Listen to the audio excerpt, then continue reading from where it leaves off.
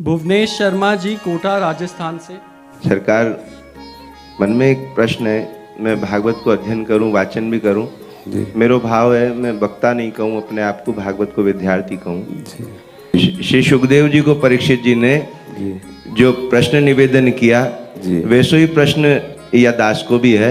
ग्रहेशु ग्रह मेधि नाम, जिनकी चित्तवृत्ति घर में लगी भई है, तो भगवत परक होवे में सर्व ग्रहासक्त भक्तादि चाहें घर में जो चित्रवृत्ति लगी हुई है वो भगवत परक हो जाए, किंतु बाह्य जगत में अति प्रवीणता है मन और बुद्धि की, तो वाक्य होवे से प्रभु में सदा के लिए स्थिति बने, ऐसो नहीं हो पावे। हाँ, अब आगे फिर आगे बढ़ना, पहले इतने का समाधान कर ले।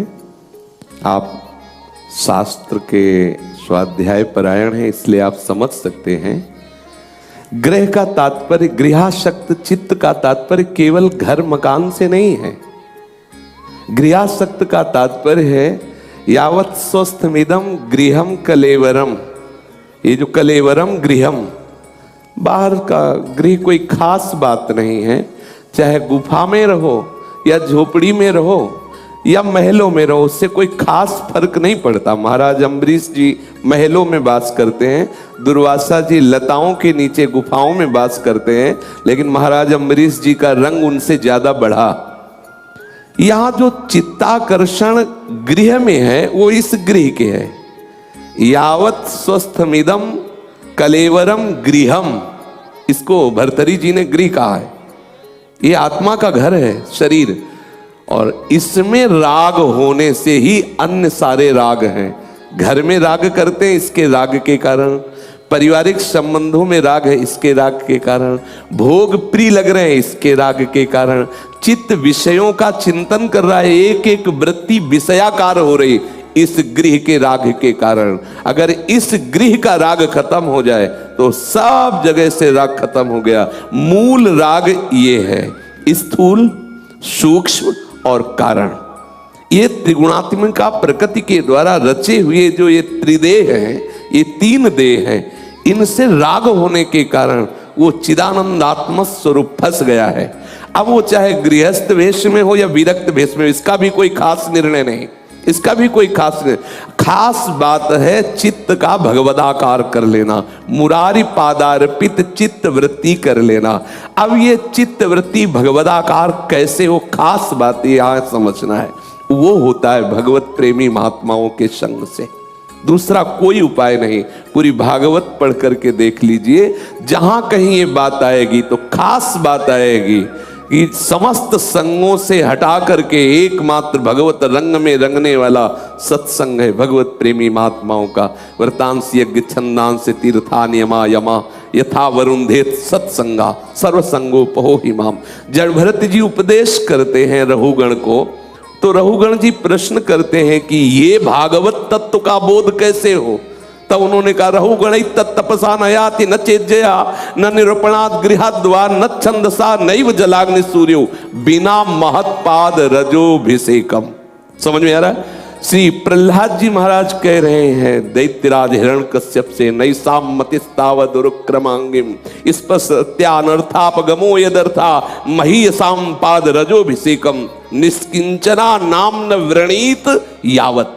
जब तक निष्किंचन भगवत प्रेमी महात्माओं के चरणारविंद की रज का सेवन अर्थात उनकी दासता अर्थात उनके आज्ञा उपदेश के अंतर्गत हम अपनी जीवनी नहीं बनाएंगे, तब तक असंभव भक्ति स्वतंत्र सकल सुख खानी बिनु सत्संग न पावे प्राणी। और जहां सत्संग हुआ तो बड़े भाग पाए सत्संगा, तो बिना ही प्रयास होई भव भंगा। अपने आप राग का नाश हो जाएगा।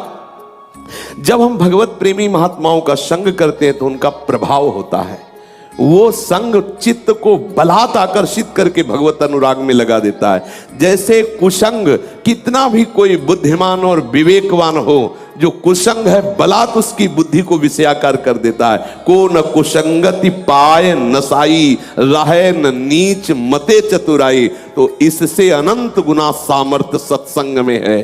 सत्संग से क्या नहीं हो सकता। आप सोचो, एक तिल का तेल लीटरों में बिकने वाला जब वो इत्र का संग कर लेता है तो तोला में बिकता है, तोला में बिकता है।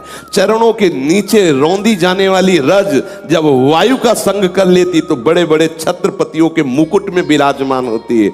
ऐसे ही संग से क्या नहीं हो सकता। यदि हमें भगवत कृपा से भगवत प्रेमी अनुरागियों का संग प्राप्त हो जाए तो इस गृहासक्त से हमारी मुक्ति हो जाए। शरीर का राग ही मूल जड़ है बंधन का।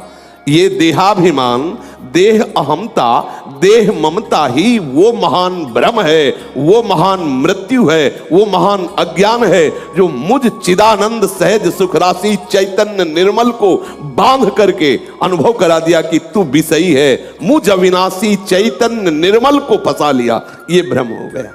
इस भ्रम का निवारण एकमात्र भगवत प्रेमी महात्माओं से। तात स्वर्ग अपवर्ग सुख धरी तुला एक अंग, तूल न ताहि सकल मिल जो सुख लव सत्संग। लव सत्संग, एक क्षण मात्र के सत्संग से चित्त की वृत्ति का परिवर्तन करके भगवदाकार कर दे, वो भगवत प्रेमी महात्मा जन है। अमोघश्च, देवर्षि नारद जी कहते हैं, भगवत कृपा से यद्यपि दुर्लभ हो, बड़ा दुर्लभ है भगवत प्रेमी महात्माओं का संग।